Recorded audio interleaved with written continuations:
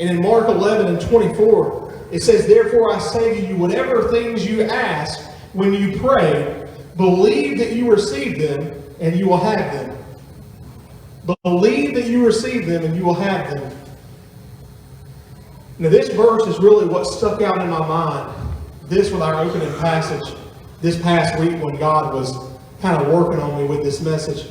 And I've told this story so many times to so many different people, but it's weird how God will use a child to do a work inside of you. And I want y'all to know that, I guess it was not last year, but the year before, in October, I approached Stafford, and of course today's her birthday, so it was a special day for her, and so she'd been on my mind. But I approached her in October and I asked her, I said, "What do you want for Christmas?" And she said, "A baby brother." And I said, "It don't work like that." Y'all know what I'm talking about, right? Am I wrong? You know. And I said, "It doesn't work like that, baby." I said, "Pick something else." And she said, "I want an iPhone." I said, "That ain't happening either." I said, "We got to go back to the drawing table here." At that point, she's 7 years old. I said, "You're not getting an iPhone."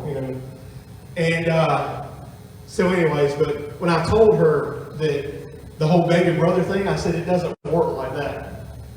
And I truly meant that with everything inside of me. And she looked at me and she said, "Well, I'm going to pray for it, Daddy." And I didn't think one thing about it. I said, "Maybe you go ahead and pray." I said, "That's fine." Maybe I should have spoke differently. Because she started praying.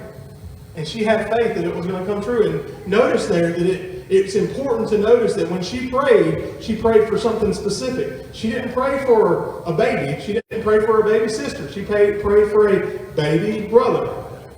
And so the week of Thanksgiving, that Monday, Casey comes to my workplace and she says, "Hey, I got something to talk to you about." And I said, so she pulls me outside and I'm like, "What's going on?" And she said, "I don't know how you're going to take this." And I said, "Well, what?" I'm expecting maybe, she messed up the car or something like that. And she said, "I'm pregnant." I said, "Are you kidding me?" And she said, "No, I'm not." And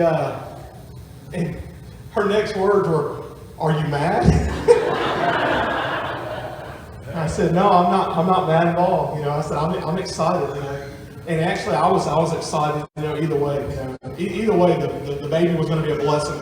And truth be told, Casey and I had been talking about it for about a year, if we wanted to have a third child or not. And y'all are gonna think really bad maybe at both of us on this, but I had told her, I said, I would want to have a third child if I could guarantee 100% that it was going to be a boy. And that might sound bad, but literally that's what I told her. And you can't guarantee it. It's in God's hands.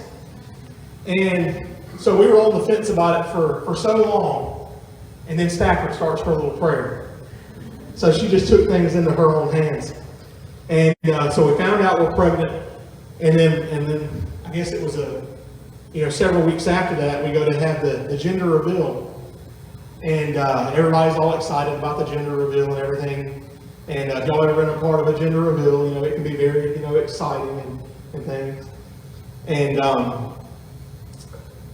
I'm going to be honest, I was not getting my hopes up.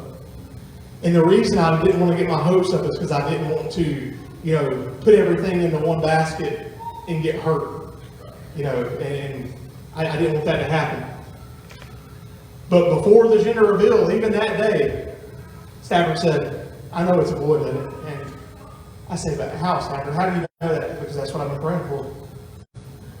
I mean, just on it. And the way that we did it was we had some colored water in these water bottles that were wrapped with tape so we couldn't see the color. And the girls had these little things that they did like this to, and then ribbon and stuff goes in there. And so anyways, I had the water bottle, or was it you that had the water bottle? We both had one, either way. It's been longer than a week ago, so I can't remember all of it. And we had on these white shirts, And so whenever we sprayed the shirt white, whatever the color was on there, that's what, we were going to be having. And so anyways, it was like time just stood still.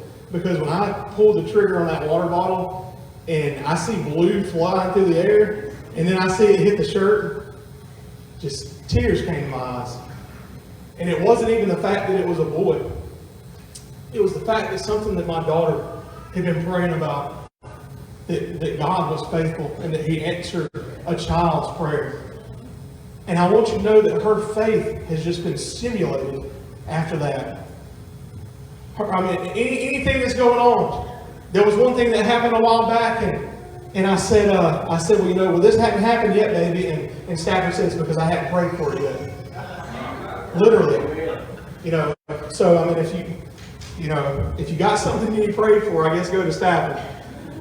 But she's got faith now that God answers prayer. She's got the experience, and she knows that God is mindful and that He's faithful and that He loves us. And that He will give us our heart's desires. Even if it's not part of our plan or we have, written it off. That mustard seed faith, the child's faith, can move a mountain. And I want you to know this morning, I don't know what you've got going on in your life.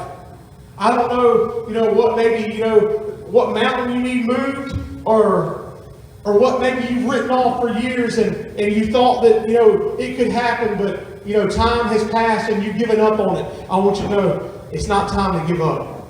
It's not time to quit. Keep praying. Keep having faith. And I promise you that in God's time, He will answer it.